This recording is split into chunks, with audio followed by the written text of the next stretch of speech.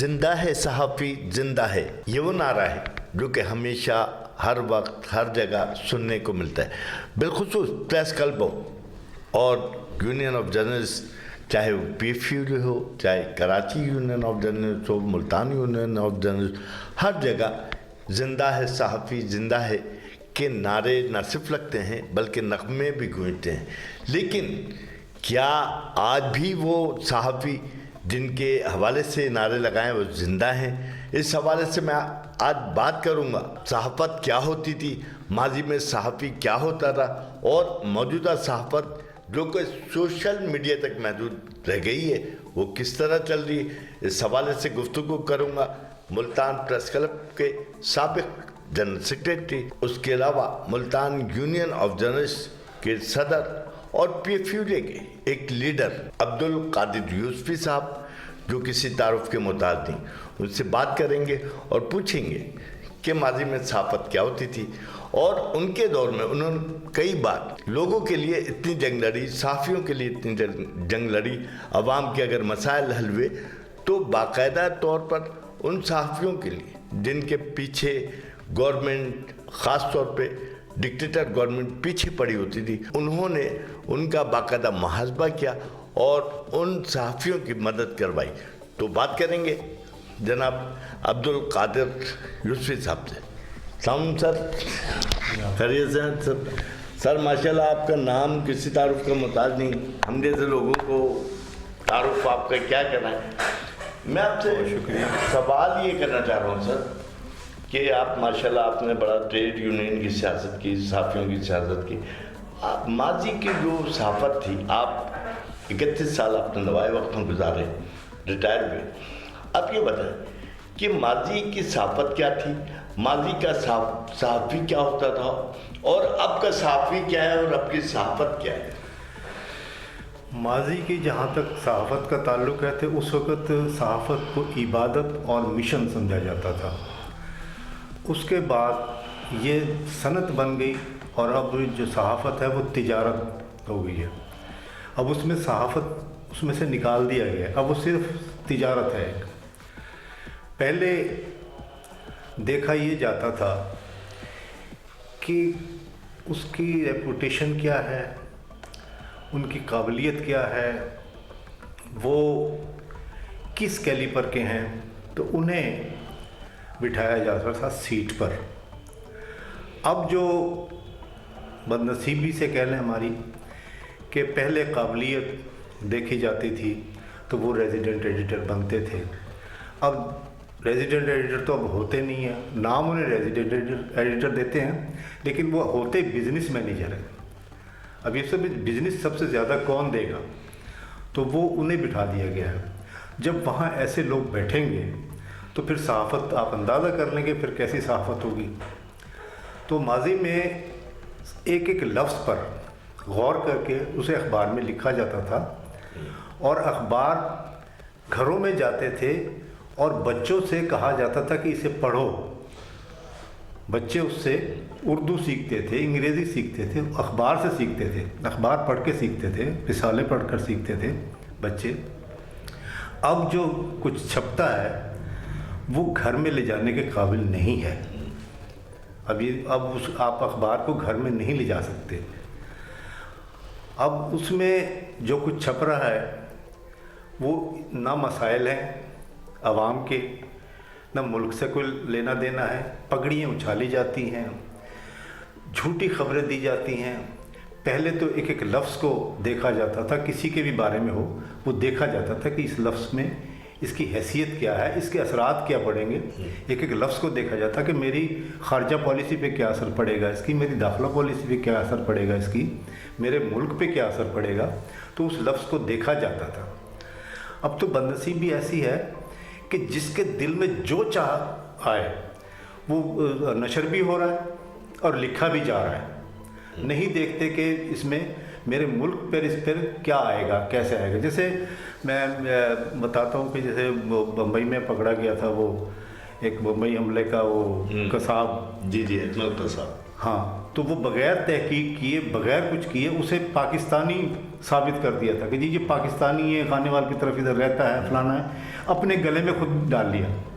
حالانکہ بعد میں جب وہاں والوں نے، انڈیا کی ایجنسیوں نے، انہوں نے تحقیق کی تو وہ وہیں کا تھا، انڈیا کا تھا۔ تو یہ ہم یہ دیکھتے نہیں ہیں، سوچتے نہیں ہیں کہ ہم کر کیا رہے ہیں، کیا لکھ رہے ہیں، کیا بول رہے ہیں، تو اس کے اثرات جو ہیں وہ بڑی دور تک جاتے ہیں۔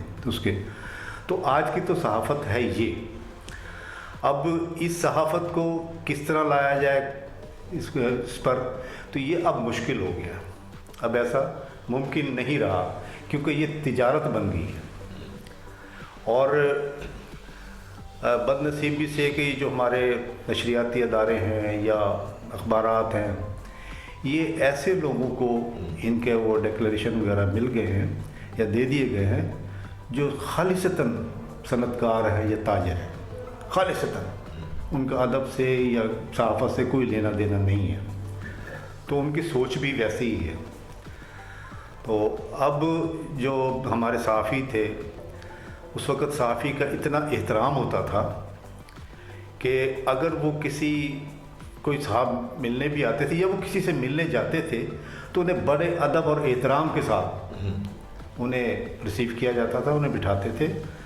اور اب تو کوئی اوقات ہی نہیں ہے، کنسٹیبل پکڑ کے لے کے جا رہا ہے، کسی کو کچھ لے کے جا رہا ہے، کوئی مطلب جس کا جو دل چاہتا ہے وہ اسے کہہ دیتا ہے۔ یوسف صاحب میں آپ کو یہاں ٹریپ کروں گا، ایک چیز جو میری معلومات ہے، میں نے یہ سنی کہ آپ نے خاص طور پہ ڈکٹیٹرز کے، عامر گورنمنٹ کے ساتھ بڑی لڑائیاں لڑی، اور بھٹو صاحب کا بھی کوئی قصہ سناتے ہیں لوگ، تو اس حوالے سے آپ کیا کہیں گے کہ کیا تھا یہ سب کچھ؟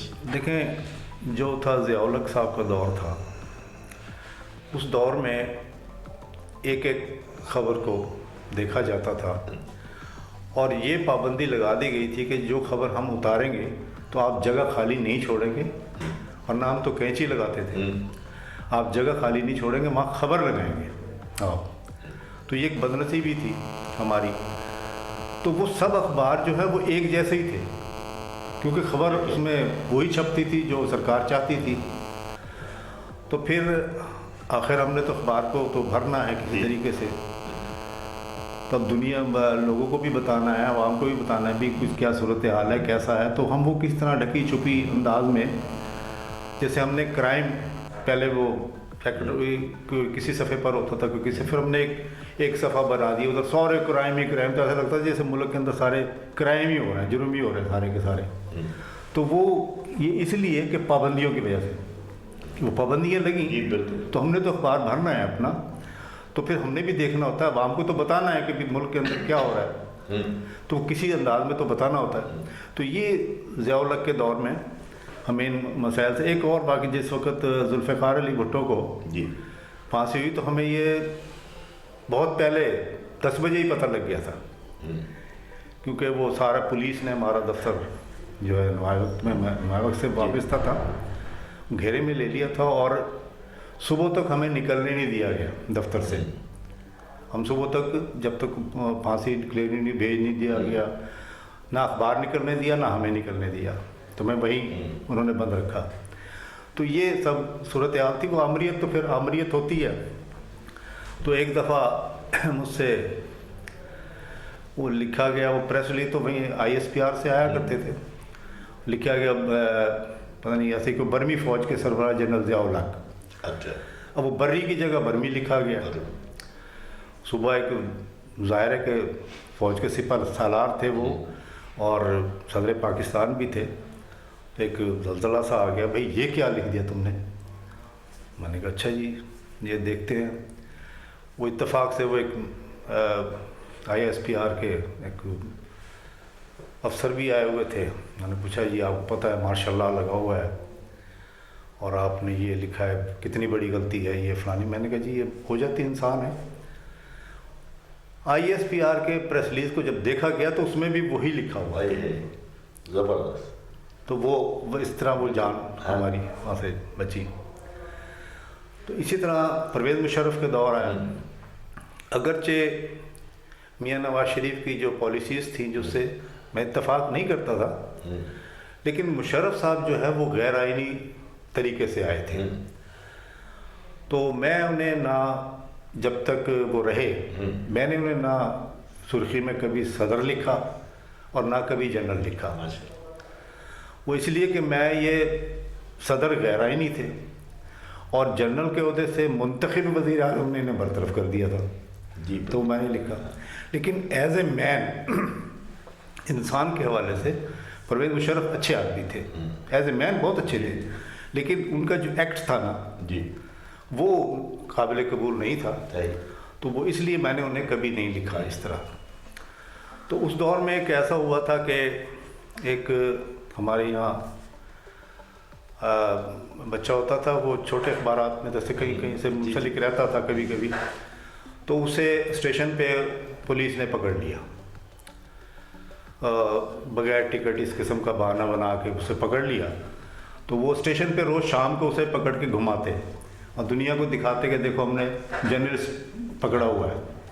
وہ مجھ تک اطلاع پہنچی, میں اس وقت پریزیڈنٹ ہوتا تھا ملتان یونین آف جرنلسٹ کا. تو میں نے دوستوں سے کہا, میں نے کہا بھائی یہ بات ہے. دوست کہنے لگے کہ جناب وہ جرنلسٹ تو ہے نہیں. تو میں نے کہا بھائی یہ تو آپ کہہ رہے ہیں نا, وہ تو جرنلسٹ کہہ کے اس کو پنش کر رہے ہیں, سارا کچھ کر رہے ہیں. اس کے خلاف غداری اور پتہ نہیں کون کون سے مقدمے بنائے. اسے وہ میں نے احتجاج کیا اس کے اوپر, باقاعدہ ایک یہاں ٹینٹ لگا دیے, ہڑتالی کیمپ بن گیا. تو وہاں بیٹھتے, روز بیٹھتے. تو وہ ہمارے اوپر بھی خیر مقدمے بنے, بڑے بڑے الزامات لگا دیے کہ یہ پتہ نہیں کیا ٹکٹیں بلیک کرتے ہیں, فلانا کرتے ہیں, یہ کرتے ہیں, وہ کرتے ہیں, وہ بھی ایک بنا دیا. تو وہاں کہیں انہوں نے کہا کہ بھئی یوسف صاحب کو تو پکڑو کس طریقے سے. تو اسلام آباد میں وہ جتنے بھی ہمارے ملتان کے اس علاقے کے جرنلسٹ تھے انہیں بلایا گیا وہاں پر کہ جناب یوسف صاحب کے بارے میں بتاؤ.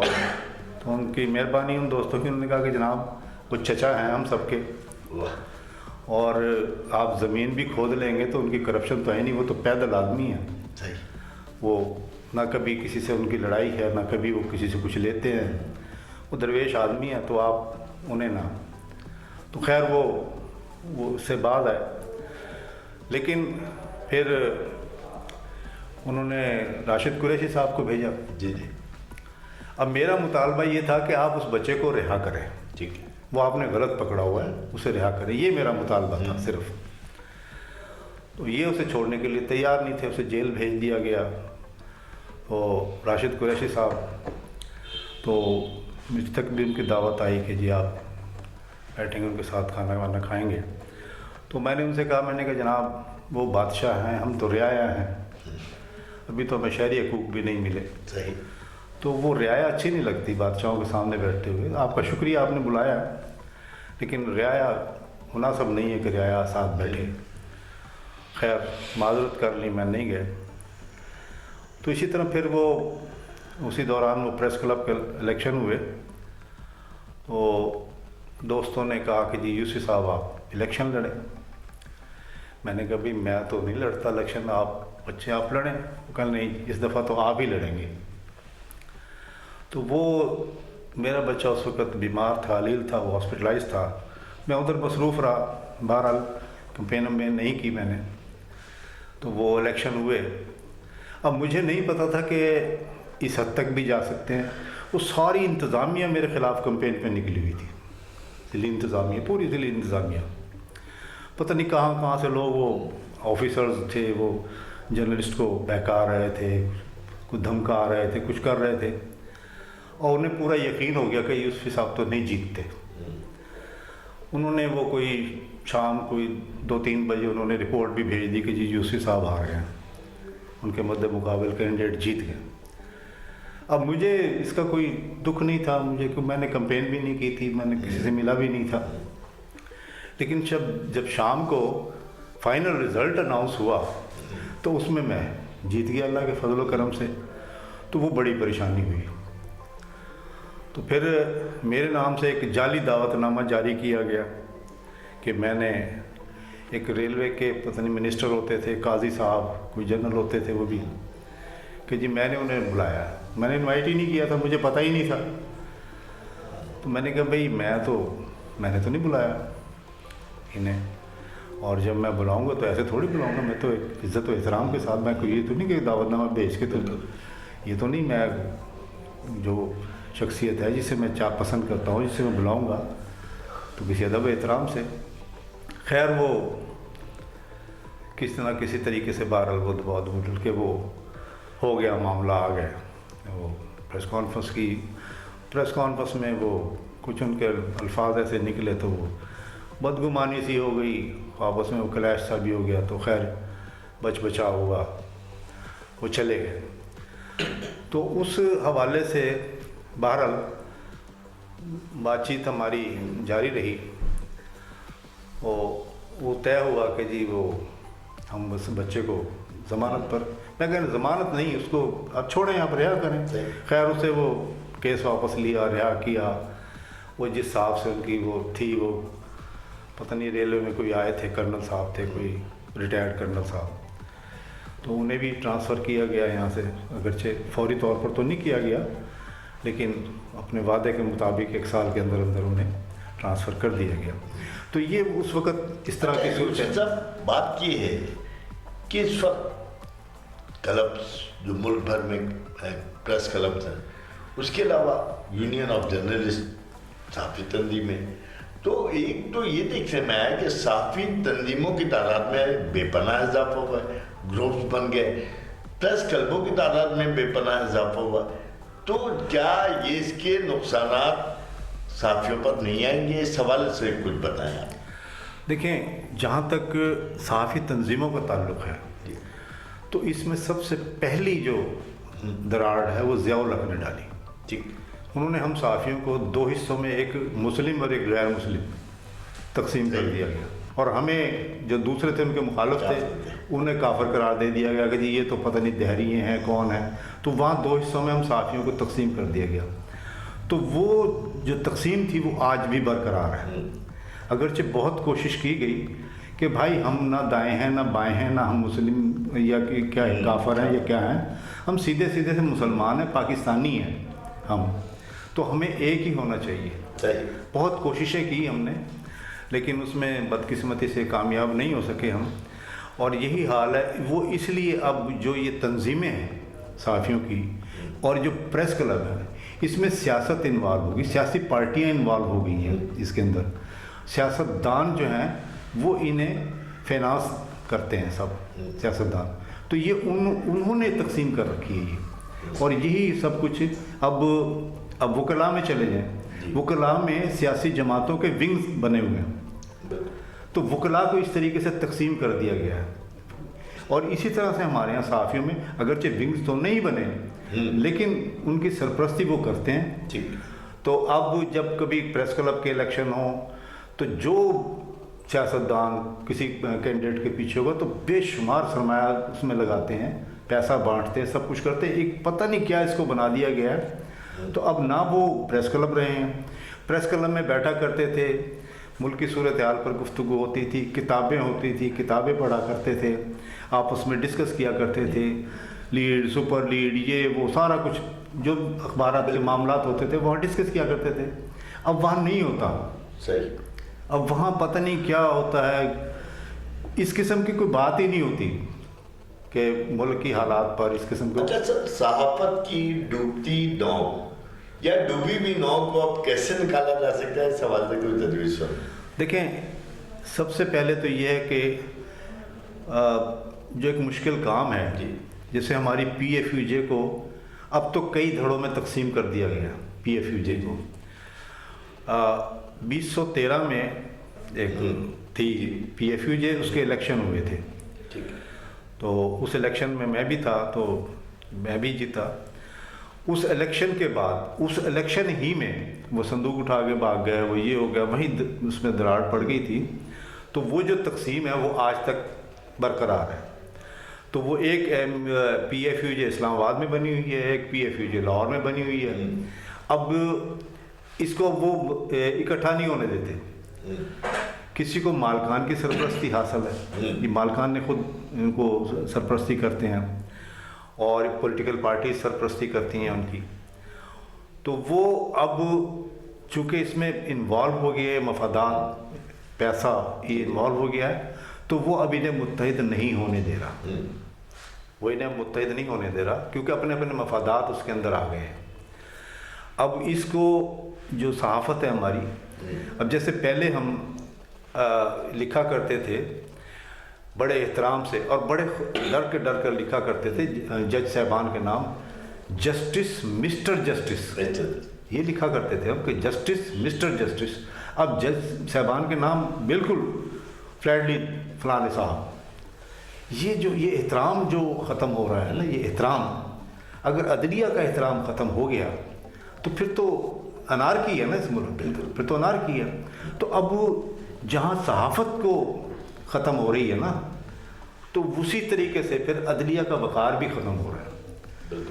हाँ, तो इसे सहाफ़त को एक ज़ाब्ते के अंदर लाना पड़ेगा, इसे कि भाई ये करना है आपने, ये नहीं करना। जब आप ऐसा करने की सोचते हैं तो वो शोर मचा देते हैं कि जनाब पाबंदियाँ लगा रहे हैं, ये कर रहे हैं, वो कर रहे हैं, और ख़ुद को जो देखते नहीं कि हमारा, अगर ये पुराने अखबारात को, ये पुराना जो हमारे रिसाइल हैं जो भी है, या पुरानी जो न्यूज़ हमारी न्यूज़ बुलेटिन थे, उनका अगर ये मुताला करते रहें, देखते रहें, तो इन्हें पता लग जाएगा कि जी सहाफ़त है क्या, किसे कहते हैं। अब तो सिर्फ बग़ैर तस्दीक किए ख़बर चला देते हैं, ख़बर छाप देते हैं, उसके बाद अगर 2 लफ्ज़ आप माजरत के कर भी लें तो वो तो उसका बदल नहीं है ना। ये पहले नहीं देखते कि जी इसको छापना है, नहीं छापना है।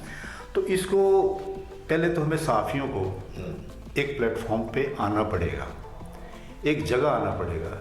ये नहीं हो सकता कि आप वो जनाब एक PFUJ दूसरी है, PFUJ वो है, वो भी इलेक्शन के जी, वो भी इलेक्शन हो रहा है, वो उनका हो गया, तो ये फ़ायदे में जाता है सरकार के जी, ये पॉलिटिशियन के फ़ायदे में है, ये गवर्नमेंट के फ़ायदे में है कि ये बटे रहें, तकसीम रहें।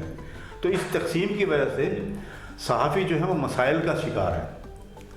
अब सहाफ़त के भी मुल्क का चौथा सुतून हुआ करती थी, तो आप समझते हैं कि अब भी ये मुल्क का चौथा सुतून? हाँ, वो सीधा, हाँ, ये किसी वक्त भी पूरी इमारत को लेकर डूब जाएगा। ये इसको समझ में नहीं आ रहा इनके कि सहाफ़त के असरात कितने दूर तक जाते हैं। इसके जो हम कुछ कहते हैं या लिखते हैं, इसके असरात वो इसी को हवाला देते हैं ना। जो अब मैं अगर यहाँ एक ख़बर छाप रहा हूँ कि जी मैंने वो दहशतगर्दी है, ये है, वो है, तो इसको वो मिसाल बनाते हैं और मुल्क के ऊपर वो पाबंदियाँ लगाते हैं। हम ये नहीं देखते कि हम लिख क्या रहे हैं, मेरे मुल्क पर इसके असरात क्या होंगे। हम खुद बताते हैं कि जी हमारे यहाँ इतने दहशतगर्द हैं, इतने आ गए हैं, इतनों को हमने मार दिया है, इतने हमारे वो जवान शहीद हो गए हैं, हम खुद बताते हैं। तो ये इसी को वो अपना जवाब बनाते हैं। मिसाल उनके सामने, तहरीर है, बहुत मौजूद है उनके सामने, और हमारे मुल्क को नुकसान पहुंचता है, इसका पाबंदी है और ये वो सारा कुछ हो रहा है इसके लिए। तो हमें पहले सहाफ़त को दुरुस्त करना होगा लाजमी तौर पर। अब ये जैसे मैंने पहले अर्ज़ किया कि बदकिस्मती से ये सहाफ़त जो है ये सनत बन चुकी है और उनके हवाले हो गई है, तो वो अब अपना मफाद देखते हैं, मुल्क का मफाद नहीं देखते। तो हमें अपना मफाद से बाहर निकलना होगा, मुल्क के मफाद को देखना होगा। ये थे फेडरल यूनियन ऑफ जर्नलिस्ट के अब्दुल कादिर यूसुफी साहब, और यूसुफी साहब ने सहाफ़त के हवाले से एक तफसीली गुफ्तगू भी की और यूसुफी साहब ने मशवरे भी दिए, तजवीज़ भी दी। इसके साथ ही अपने मेज़बान मुसाफिर पाकिस्तानी मुख्तार अहमद भाई जी को दीजिए इजाज़त। अल्लाह हाफ़िज़।